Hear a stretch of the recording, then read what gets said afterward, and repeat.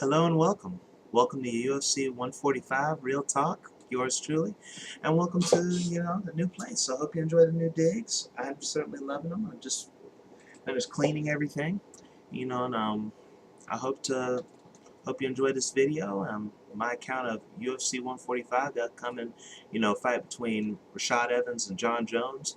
This has been a long time coming since I think was it like last year with UFC 128 with the rise of John Jones at the expense of Rashad Evans when Jones stepped in for Rashad to take on Shogun. Uh, since that fight was announced, I think anyone who knows MMA, anyone who's been following pretty much knows what's been going on. That caused a rift between two training partners and Jones and Evans, and it caused a collision course that is, finally culminated in this weekend's fight. Uh, I don't like I don't really want to touch too much. It's like it's hard to avoid, but I've never been really too enthralled with the drama surrounding this one. I like a good storyline as much as the next one, but this one just seems so corny. Basically, Rashad Evans feels cast aside and just disrespected by John Jones. I mean, that's the way he says it's feeling. That's what he's been carrying for the last year or so. Feels like we've been waiting for like 5 years on this. But anyway, a rift is formed between two training partners. Rashad Evans has left Greg Jackson's MMA, as we all know, and formed his own team at Imperial Athletics, also known as the Black Zillions. Uh, since then, Jones has become one of the most dominant figures in mixed martial arts. Definitely the most dominant champion since Chuck Liddell in dispatching, Quentin Jackson on his first defense after destroying Mauricio Shogun Rua, and he just recently just laid Lyoto out. I mean, just defeating three great champions, and like in shows of dominance that are I've never seen before, especially in the UFC. Um, Rashad Evans, the wild card in this, is their past history.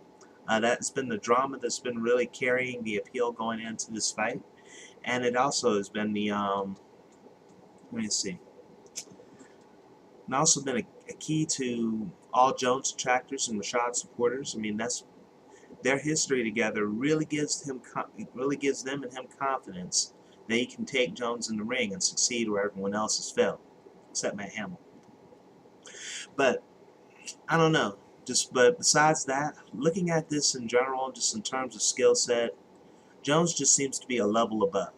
Rashad Evans is a great fighter, beaten once by Lyoto the Dragon Machida at the height of his ability, at the height of his powers.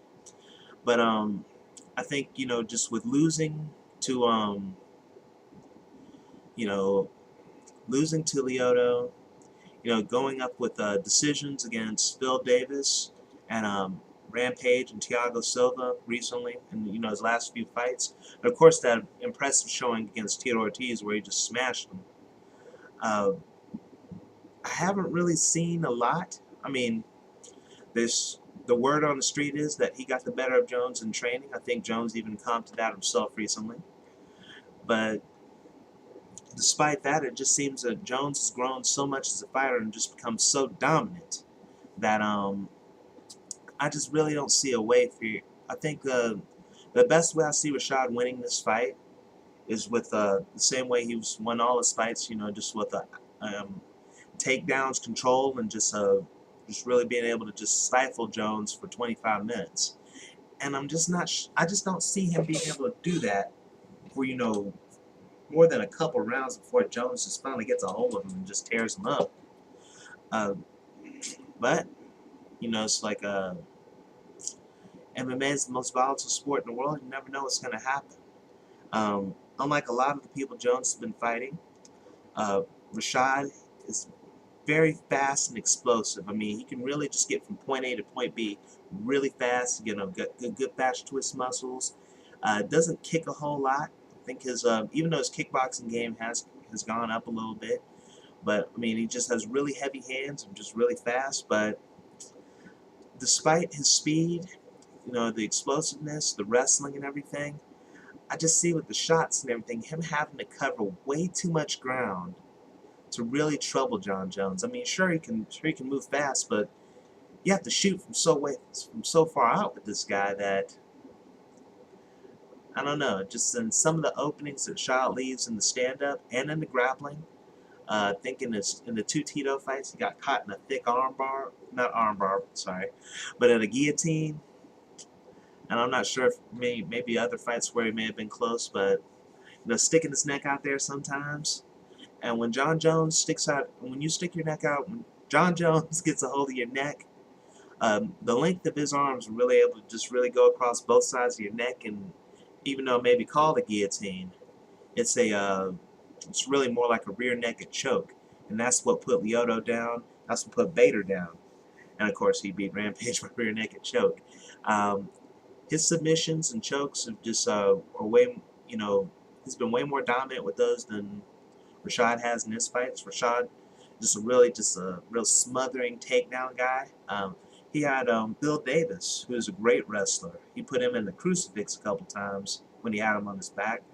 But I just don't see him having the same success with Jones here. And just while I leave, room for the wild card,